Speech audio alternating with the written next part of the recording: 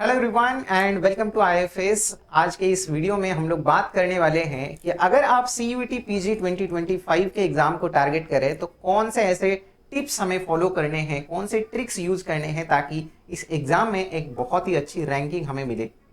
हम लोग जानते हैं कि सीयूईटी पीजी का एग्जाम मार्च में शेड्यूल्ड होता है, तो अभी अपने पास दिसंबर एंडिंग आ चुका है, तो लगभग जनवरी, फरवरी और मार्च आधा अगर हम लोग पकड़ के चले तो 2.5 से 3 महीने अपने पास बचे हुए हैं इस एग्जाम के लिए। तो इस एग्जाम में इतने समय में एक कैसे अच्छे से प्रिपेयर करके इस एग्जाम में अच्छी रैंक ला सके, और जैसे इंडिया के टॉप के यूनिवर्सिटीज दिल्ली यूनिवर्सिटी या जवाहरलाल नेहरू यूनिवर्सिटी या बीएचयू हैं, ऐसे टॉप के सेंट्रल यूनिवर्सिटी में आपका एडमिशन हो और वहां से आप अपना एमएससी मैथमेटिक्स प्रोग्राम कंप्लीट करें।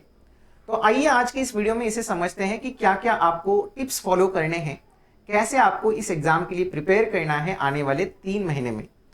तो सबसे पहली चीज, अगर किसी भी कॉम्पिटिटिव एग्जाम को कोई क्वालिफाई करना चाहता है या फिर उसमें टॉपर बनना चाहता है, तो सबसे पहली चीज वो क्या करता है, उस एग्जाम का सिलेबस और उस एग्जाम का एग्जाम पैटर्न अच्छे से रट लेता है। सिलेबस रटना मतलब ये नहीं कि आपको सिर्फ सिलेबस पता है, आपको सिलेबस पता होने के साथ ही साथ आपको ये भी पता होना चाहिए कि कौन से सिलेबस में कौन से टॉपिक्स हैं जिनके ऊपर रिपीटेडली क्वेश्चंस पूछे जाते हैं और कौन से टॉपिक्स हमारे लिए सबसे ज्यादा इंपॉर्टेंट है, ये भी आपको पता होना चाहिए।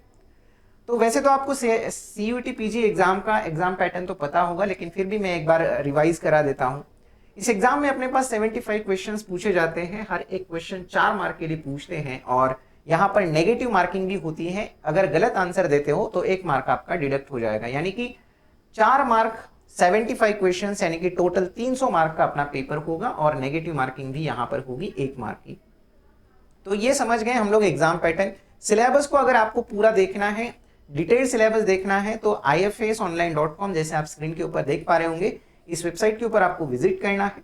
आप डिटेल सिलेबस यहाँ पर देख सकते हैं और फिर आप पेपर्स का एनालिसिस भी वहां पर देख लेना, क्योंकि पेपर्स का एनालिसिस भी देखना जरूरी है कि कौन से टॉपिक्स अपने लिए इंपॉर्टेंट है, ये वहां से हमें ज्ञात हो जाएगा। ठीक है, इसके बाद दूसरी चीज आपको क्या करनी है, अगर आपको लगता है कि इस एग्जाम के लिए अभी 2.5 से 3 महीने ही बचे हैं तो फिर मैं कैसे प्रिपेयर करूं, अगर मुझे कोई एक अच्छा सा कोर्स मिल जाए तो फिर मेरे लिए बहुत सही रहेगा। तो आईएफएस का रिकॉर्डेड कोर्स अवेलेबल है, टेस्ट सीरीज भी अवेलेबल है, आप जिसके लिए जा सकते हैं, जहां पर इंडिया के जो टॉप फैकल्टीज हैं उन्होंने आपको पढ़ाया हुआ है। तो आप डेफिनेटली एक बार विजिट करें ifasonline.com और वहां पर आप डेमो लेक्चर्स वगैरह देख सकते हैं। यूट्यूब चैनल के ऊपर भी हमारे लेक्चर्स आप देख सकते हैं। अब दूसरी चीज आपको क्या करनी चाहिए कि किसी एग्जाम को क्वालिफाई करने के लिए तो एक स्ट्रेटेजिक प्लान होना चाहिए कि एग्जाम के लिए इतना समय बचा है, तो इतने दिनों में मुझे सिलेबस को खत्म करना है, उसके बाद मुझे मॉक टेस्ट वगैरह देने हैं, सब कुछ करना है। तो एक स्ट्रेटेजिक प्लान आपका होना चाहिए और रिवीजन भी उतनी ही इंपॉर्टेंट है जितना ज्यादा आप पढ़ते हो।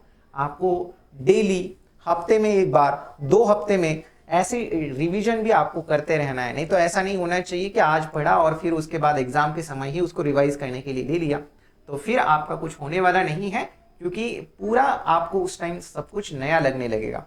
तो एक स्ट्रेटेजिक प्लान के साथ साथ आपको एक रिवीजन करने की आदत भी अपने आप को डाल देनी है। आप अपने हिसाब से प्लान बनाइए जो आपको सही लगे और उसको फॉलो करने की कोशिश करिए। उसके बाद अगर एक सिंपल सा प्लान की अगर बात करें तो कई सारे स्टूडेंट्स अभी 3rd ईयर में होंगे और एग्जाम के लिए तैयारी कर रहे होंगे, तो उनका एक शेड्यूल भी बनता होगा कि उनको कॉलेज भी करना है, फिर एग्जाम के लिए भी प्रिपेयर करना है, फिर एग्जाम जो कॉलेज का सिलेबस है उसको भी देखना है, वहाँ के एग्जाम के लिए भी प्रिपेयर करना है।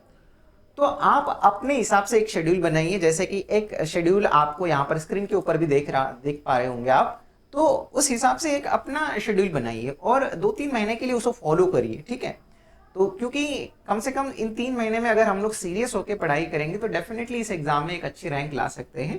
तो जैसे कि कोई स्टूडेंट है जो कि 7 से 9 के लिए उसने समय रखा कि उसको जो कुछ भी पढ़ा हुआ है उसको रिवाइज करना है अच्छे से, फिर उसने ब्रेकफास्ट वगैरह सब कुछ चीज़ें कर ली, फिर कॉलेज उसने अटेंड किया, फिर उसके बाद आपने रिकॉर्डेड कोर्स जैसे आईएफएस का परचेज किया है उसका लेक्चर देखा, उसके नोट्स निकाले, फिर उस दूसरे दिन उसको रिवाइज किया एंड सो ऑन। इस तरीके से एक अपना अपना शेड्यूल बनाइए और उसको फॉलो करने की कोशिश करिए।